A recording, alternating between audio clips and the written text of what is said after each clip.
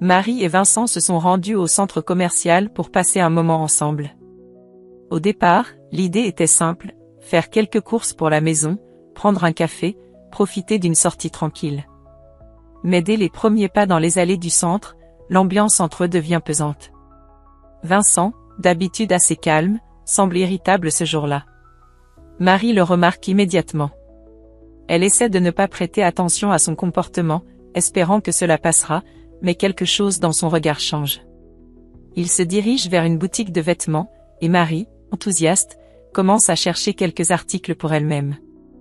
Elle trouve une robe qu'elle aime particulièrement, sans hésiter, l'ajoute à son panier. Vincent, qui observe la scène, fronce les sourcils. Il ne dit rien au début, mais un léger malaise s'installe. Marie, en ressentant la tension, tente de briser la glace. « Qu'en penses-tu ? Je trouve que cette robe me va bien, non ?» dit-elle, cherchant son approbation. Vincent, toujours un peu en retrait, répond d'une voix froide. « Tu n'as pas pensé à vérifier si on avait assez d'argent ce mois-ci pour ça ?» Marie est surprise par la remarque. Elle savait qu'ils avaient un budget serré ce mois-ci, mais elle pensait que cette robe était une petite indulgence acceptable. « Je pensais que ce serait un petit cadeau pour moi, tu sais, pour me faire plaisir. »« Ce n'est qu'une robe, Vincent. » Vincent se détourne brusquement et commence à parcourir les rayons. Marie, déconcertée, se sent dévalorisée. Elle n'a jamais voulu faire une scène, ni dépenser plus que ce qui était raisonnable. Mais dans ses yeux, elle perçoit une désapprobation qu'elle n'arrive pas à ignorer. Alors, elle décide de ranger la robe, mais l'atmosphère est devenue lourde. Il se dirige ensuite vers un autre rayon, mais le malaise persiste. Vincent semble de plus en plus distant et Marie essaie de raviver la conversation. « Tu veux qu'on aille à la librairie après ? J'ai vu un livre que j'aimerais acheter. » Vincent, avec un ton sec, répond « C'est toujours toi qui veux acheter des trucs. C'est facile pour toi, tu n'as jamais à te soucier des factures. » Les mots de Vincent résonnent en Marie, comme une claque.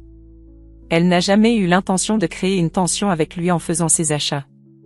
Elle essaie de garder son calme et de tempérer la situation, mais chaque phrase de Vincent lui semble un peu plus dure. Elle baisse les yeux, frustrée, mais refuse de montrer sa déception. La journée continue ainsi, marquée par des silences de plus en plus lourds. Marie sent une gêne s'installer entre eux. Chaque conversation semble se heurter à un mur, et Vincent ne fait aucun effort pour la détendre. Elle réalise qu'il est de plus en plus renfermé, et elle commence à se demander si c'est vraiment à cause de l'argent ou si quelque chose de plus profond les sépare. Mais, à chaque tentative de Marie pour relancer un échange, Vincent s'éloigne davantage, se concentrant sur ses propres pensées. En quittant la dernière boutique, Marie essaie une dernière fois. « Vincent, pourquoi es-tu si tendu aujourd'hui ? Je ne comprends pas ce qui se passe. » Vincent, exaspéré, se tourne brusquement vers elle. « Tu veux vraiment savoir ce qui ne va pas ? C'est toi. Toujours à vouloir dépenser sans réfléchir, à prendre des décisions sans me consulter. Pourquoi tu ne penses pas aux conséquences ? Je n'en peux plus de tout ça. » Le ton est devenu plus fort, et les passants autour d'eux commencent à regarder. Marie, prise de court par cette explosion verbale, se fige un instant. Ses yeux se remplissent de larmes, mais elle refuse de pleurer ici, devant des inconnus. Elle essaie de garder sa dignité.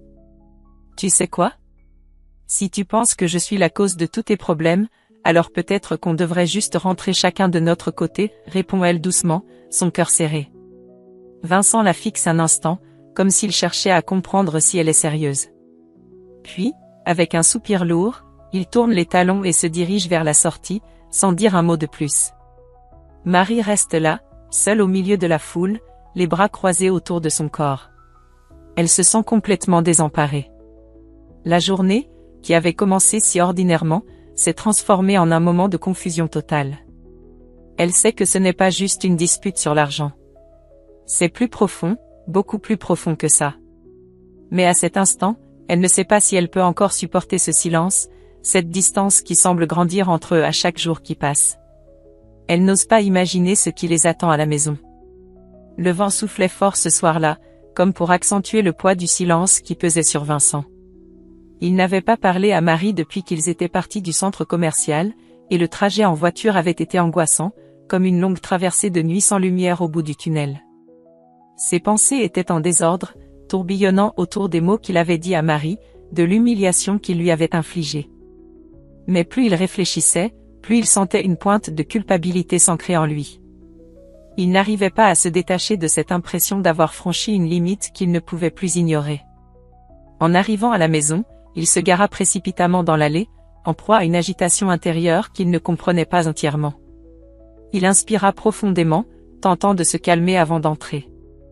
Mais quand il poussa la porte, une scène qu'il n'aurait jamais imaginée se déroula devant lui. Ses affaires étaient éparpillées dans le jardin. Des cartons ouverts, des vêtements en vrac, des papiers qui volaient sous l'effet du vent.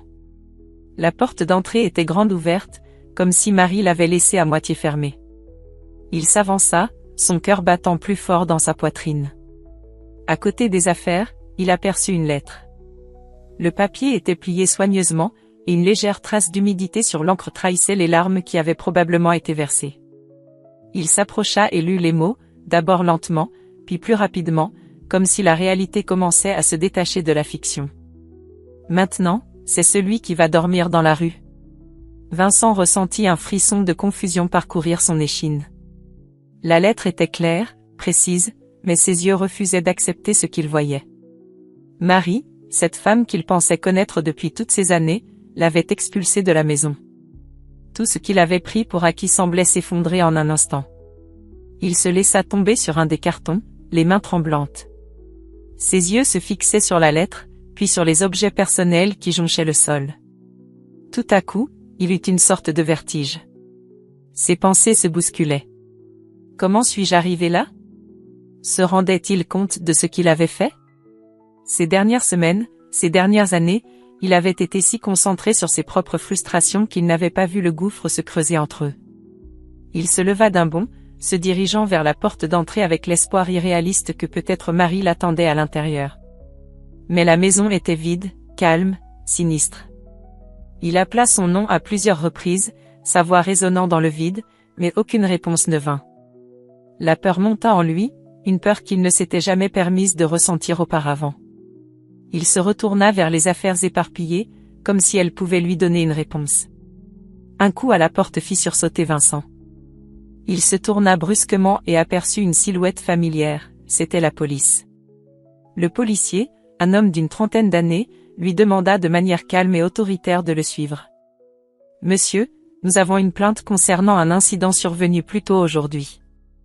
Nous devons discuter avec vous. » Vincent sentit son estomac se nouer.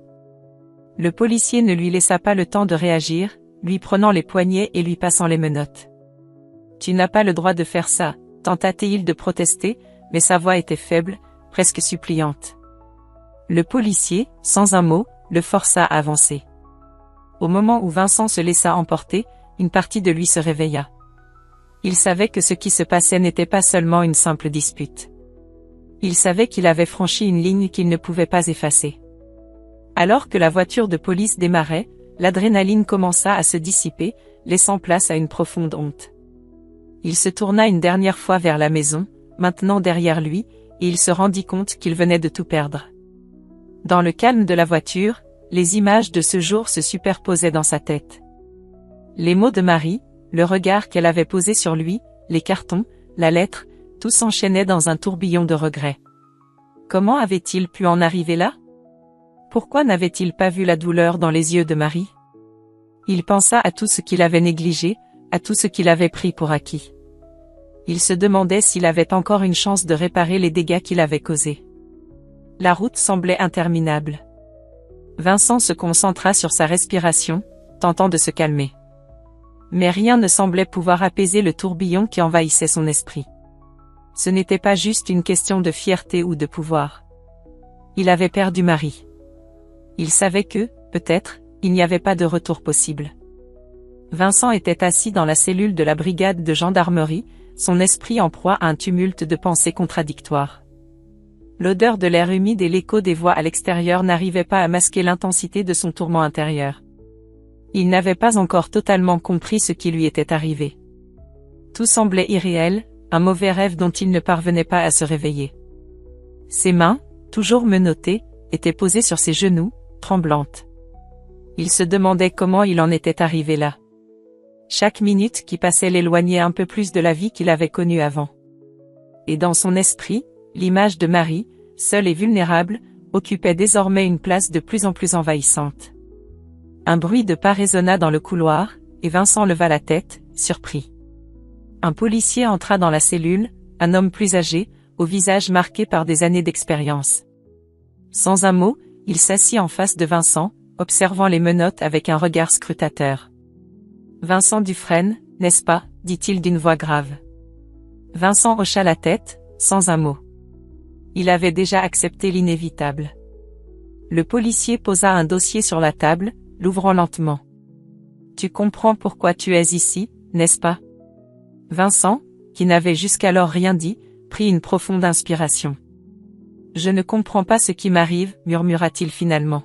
« J'ai commis une erreur, mais je ne sais même pas par où commencer. » Tout s'est effondré d'un coup. Le policier le regarda un instant, semblant évaluer ses paroles avant de répondre. « Tu as brisé une loi, Vincent. Et tu as causé un tort considérable à ta femme. Ce n'est pas juste une erreur. Ce sont des actes de violence. » Vincent serra les poings, frustré, mais aussi conscient qu'il ne pouvait pas minimiser ce qu'il avait fait. Il se souvenait de l'incident au centre commercial, des mots qui avaient franchi ses lèvres dans un excès de colère. Il se souvenait du geste qu'il avait eu, impardonnable, qu'il n'aurait jamais dû poser. Il savait qu'il avait brisé quelque chose d'irréparable, quelque chose qui ne se réparerait peut-être jamais. Mais au fond de lui, un sentiment de confusion persistait, comme une brume qui ne se dissipait pas. Comment pouvait-il avoir laissé la situation dégénérer à ce point? Comment avait-il pu la pousser si loin? Le policier le fixa un moment, puis poursuivit. « Tu es en détention pour violence conjugale, Vincent. Mais je te conseille de réfléchir à ce que tu as fait. À ce que tu vas dire à Marie quand tu la reverras. Car elle a souffert bien plus que toi dans tout ça. » Les mots du policier s'enfoncèrent profondément dans son esprit. Vincent sentit un pincement au cœur. Marie. Elle avait été là, tout ce temps. Et lui, il l'avait laissé tomber. Il ne pouvait même pas imaginer la souffrance qu'il lui avait infligée. Il avait cru qu'en agissant ainsi, il pourrait lui montrer qui était le vrai patron, mais en réalité, c'était lui qui s'était perdu. À cet instant précis, il ne pouvait plus rien rationaliser. La colère, l'orgueil, l'égoïsme qui avait dominé ses actions étaient devenus des fardeaux insupportables. Elle a eu le courage de te dire ce qu'elle ressentait, de poser ses limites. Et toi, au lieu de l'écouter, tu l'as brisé, continua le policier, ses mots de plus en plus clairs et tranchants. Vincent ferma les yeux, essayant de repousser cette vérité cruelle, mais elle s'immisçait dans son esprit comme une douleur lancinante. Il se rendit compte qu'il n'avait jamais vraiment écouté Marie, qu'il n'avait jamais pris le temps de comprendre ses sentiments, ses inquiétudes, ses peurs. Il avait été trop centré sur lui-même, sur sa vision des choses, pour voir ce qu'il se passait réellement dans leur couple. Chaque mot, chaque geste de Marie qu'il avait ignoré l'avait poussé un peu plus loin, jusqu'à ce qu'il franchisse une ligne qu'il ne pourrait jamais revenir en arrière. Les minutes passèrent, puis le policier se leva, fermant doucement le dossier. « Nous allons avoir besoin de ton témoignage, Vincent. Mais sache que cette situation ne peut pas se résoudre sans une profonde remise en question de ta part. Il va falloir beaucoup plus que des excuses pour réparer les torts que tu as causés. » Vincent resta là, seul dans la cellule, les pensées tourbillonnant dans sa tête. Il se sentait piégé dans sa propre culpabilité, enfermé dans une réalité qu'il ne pouvait plus fuir. Marie, son épouse, celle qu'il avait aimée, celle qu'il avait blessée, se tenait maintenant à l'autre bout de tout cela, là où il ne pouvait plus la rejoindre. Il avait tout gâché. Tout. Et il ne savait pas si un jour il pourrait réparer ce qu'il avait détruit. Quand la porte de la cellule se ferma derrière lui, il se retrouva dans un silence lourd, écrasant. Mais ce silence n'était rien comparé à celui qui régnerait désormais entre lui et Marie. Les jours passèrent dans une lente agonie pour Vincent. Chaque moment dans sa cellule, chaque instant de solitude, l'éloignait encore plus de l'homme qu'il avait été avant cette tragédie. La douleur de sa situation se mêlait à la honte qu'il ressentait d'avoir brisé la confiance de Marie. Il savait que ses actions ne pouvaient pas être effacées. Les murmures des policiers à propos de ses actes de violence résonnaient sans cesse dans sa tête. Mais au fond, c'était le visage de Marie qui hantait ses pensées, celui de la femme qu'il avait autrefois aimée, la femme qui l'avait fait pleurer. Un matin, alors que la lumière passait à travers les barreaux de la cellule, une visite inattendue se produisit. La porte de la salle d'interrogatoire s'ouvrit, et Vincent leva la tête, surpris de voir une silhouette familière dans l'encadrement de la porte. C'était Marie. Son regard croisa le sien, et pour un instant, tout autour d'eux sembla s'arrêter. Ses yeux étaient gonflés, son visage marqué par des traces de larmes séchées, mais elle tenait bon. Elle était là, face à lui, et Vincent sentit son cœur se serrer. Marie s'avança lentement, son pas hésitant. Elle s'assit en face de lui, une distance presque insurmontable séparant leurs regards. Un silence lourd s'installa entre eux, chacun absorbé par ses propres pensées. « Alors, c'est ça, Vincent, dit-elle enfin, d'une voix calme mais ferme. C'est ainsi que tu veux que tout se termine ? » Vincent baissa les yeux, incapable de soutenir son regard. Il avait tant de choses à dire, mais les mots semblaient l'abandonner. Comment expliquer l'inexplicable ? Comment justifier l'injustifiable ? Il était accablé par une culpabilité immense, mais il savait aussi qu'il ne pouvait plus fuir. « Marie » commença-t-il, mais sa voix se brisa. « Je suis désolé. Je ne sais même pas comment tout cela a pu arriver. J'ai été stupide, égoïste, et je t'ai fait du mal. Je ne peux même pas me pardonner. » Elle le regarda en silence pendant un moment, son expression impassible. Puis, sans un mot, elle posa une lettre sur la table. Vincent fixa le papier, ne comprenant pas immédiatement. Il n'osait pas la toucher. « Tu sais, » dit Marie d'une voix étonnamment calme, « quand tu as décidé de tout détruire, je me suis retrouvée à me demander si j'avais fait une erreur en restant avec toi si longtemps. Mais je n'ai jamais voulu ça. Je t'ai aimé, Vincent. Je t'ai aimé profondément, et je pensais qu'il y avait encore quelque chose entre nous. Mais je n'avais pas le droit de me sacrifier encore plus pour quelqu'un qui me rejetait. » Elle laissa échapper un soupir, puis poursuivit. « J'ai pris ma décision. Et cette lettre, c'est ma façon de te dire que tout est fini. Peut-être que tu t'en rends compte maintenant, mais tu m'as laissé tomber au moment où j'avais le plus besoin de toi. » Vincent tourna la lettre sous ses doigts, comme s'il espérait qu'elle contiendrait des mots qui effaceraient la réalité. Mais il savait que cela n'arriverait pas. Il n'y avait pas de retour en arrière, pas cette fois. Marie avait pris son temps, elle avait réfléchi à tout, et elle avait décidé de se libérer de lui. « Je te l'ai écrite pour que tu comprennes une chose, je ne suis pas la victime de ton histoire, Vincent. Je suis celle qui a décidé de prendre sa vie en main. Cette lettre n'est pas une vengeance, c'est ma liberté. » Il leva les yeux vers elle, ses lèvres tremblantes. « Marie, je t'en supplie, donne-moi une chance. Je ferai tout pour réparer ce que j'ai fait.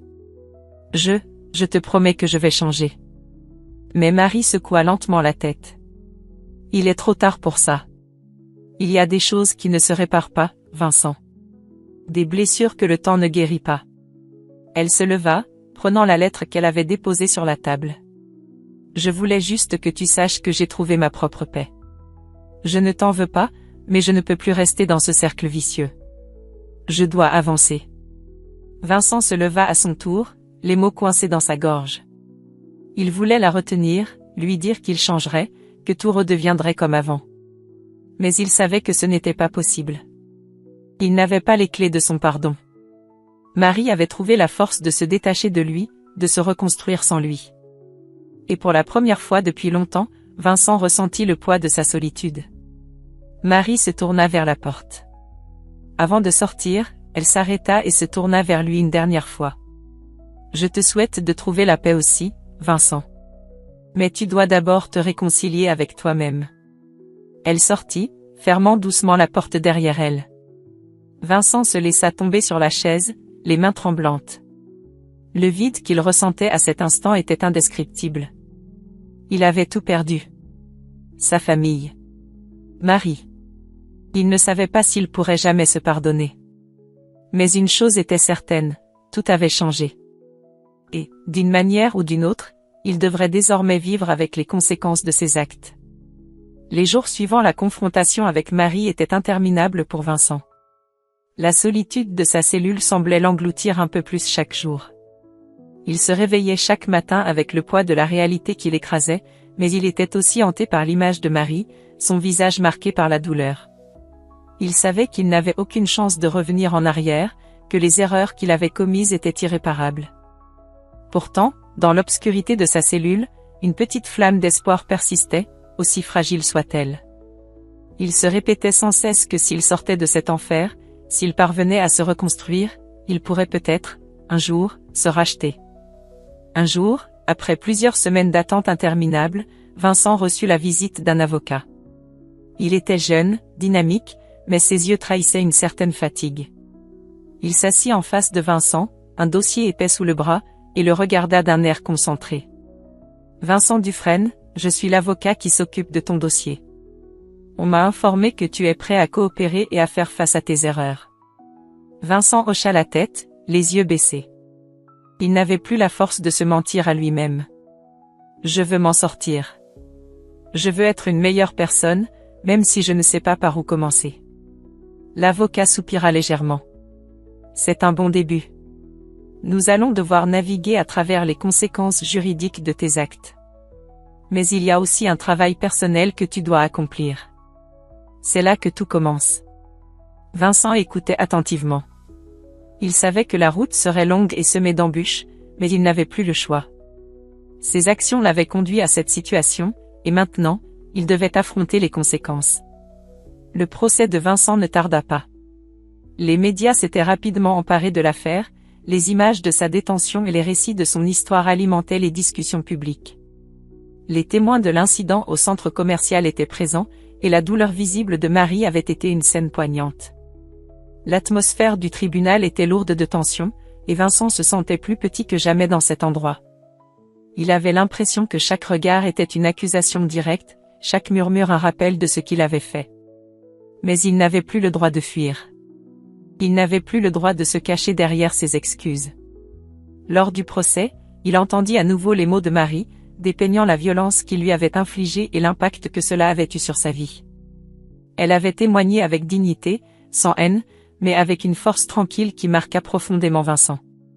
Elle n'avait pas cherché à le détruire, mais à lui faire comprendre l'ampleur de sa faute. Elle avait parlé de la souffrance qu'il lui avait causée, mais aussi de la peur qu'il lui avait imposée, une peur qui l'avait marqué à jamais. En écoutant ces paroles, Vincent comprit enfin la profondeur de ce qu'il avait fait.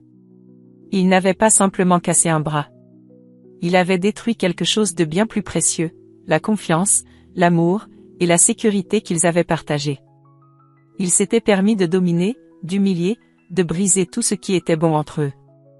Et maintenant, tout ce qu'il avait était une condamnation, une vie brisée, une chance de se réinventer s'il y parvenait. Le jugement fut rendu quelques semaines plus tard. Vincent fut condamné à une peine de prison, certes réduite grâce à son repentir sincère et à sa volonté de se réinsérer. Mais au fond, ce n'était pas la peine qui comptait le plus. Ce n'était pas la longueur de la sentence qui marquait son esprit, mais la certitude qu'il avait enfin face à lui-même. Il était responsable de tout. Et c'était cette responsabilité qu'il devait porter désormais. La prison n'était pas un lieu de rédemption, mais pour Vincent, elle devenait un moment de pause. Un temps pour réfléchir, pour comprendre ses erreurs et apprendre à se pardonner. Il suivit des programmes de réhabilitation, des séances de thérapie, et bien que la solitude fût pesante, il découvrit peu à peu ce que signifiait assumer véritablement ses actes. Lorsqu'il sortit de prison, 1 an plus tard, il ne s'attendait pas à ce que tout soit facile, ni à ce que Marie le pardonne immédiatement. Il savait que le chemin vers la réconciliation serait difficile, mais il était prêt à l'emprunter, même s'il devait le faire seul. Il trouva un emploi dans une petite entreprise, loin des projecteurs. Il se contentait de petites tâches, mais à chaque instant, il se forçait à être une personne meilleure. Chaque jour était un défi, mais à chaque victoire, aussi petite soit-elle, il se sentait un peu plus libre. Un jour, alors qu'il était en train de faire des courses dans un magasin, il aperçut Marie au loin. Elle ne l'avait pas vue, mais Vincent, le cœur battant, se dirigea lentement vers elle. Il s'arrêta à quelques pas, hésitant, puis se lança. « Marie, dit-il d'une voix faible, mais déterminée. Elle se tourna, surprise. Son regard croisa le sien, mais elle ne réagit pas immédiatement. Il y eut un long silence, comme si elle pesait chaque mot avant de parler. Vincent, commença-t-elle, puis s'arrêta. Tu sembles avoir changé. Vincent hocha la tête, les yeux pleins de sincérité. Je ne peux pas tout effacer. Je ne peux pas revenir en arrière. Mais je voulais te dire que je regrette chaque instant où je t'ai fait souffrir. Marie le regarda, un regard plein de doute, mais aussi de quelque chose de plus. Peut-être de l'espoir. C'est un long chemin, Vincent. Je ne sais pas ce qui nous attend, mais je vois que tu essaies. Elle marqua une pause, puis, doucement, ajouta, peut-être qu'un jour, on pourra reparler. Mais pas maintenant. Je dois avancer. Vincent sourit faiblement, un sourire qui n'effaçait rien, mais qui apportait un peu de paix. Je comprends. Je serai là, quand tu seras prête. Et alors qu'il la voyait s'éloigner, il ressentit une étrange forme de sérénité. Peut-être que la rédemption ne venait pas avec des gestes spectaculaires, mais avec des petites victoires au quotidien. Peut-être qu'il n'aurait jamais tout réparé, mais il avait encore une chance. Une chance de reconstruire, une chance de se prouver qu'il pouvait être un homme meilleur. Si vous avez suivi jusqu'ici, abonnez-vous à la chaîne pour plus d'histoires émouvantes et captivantes comme celle-ci.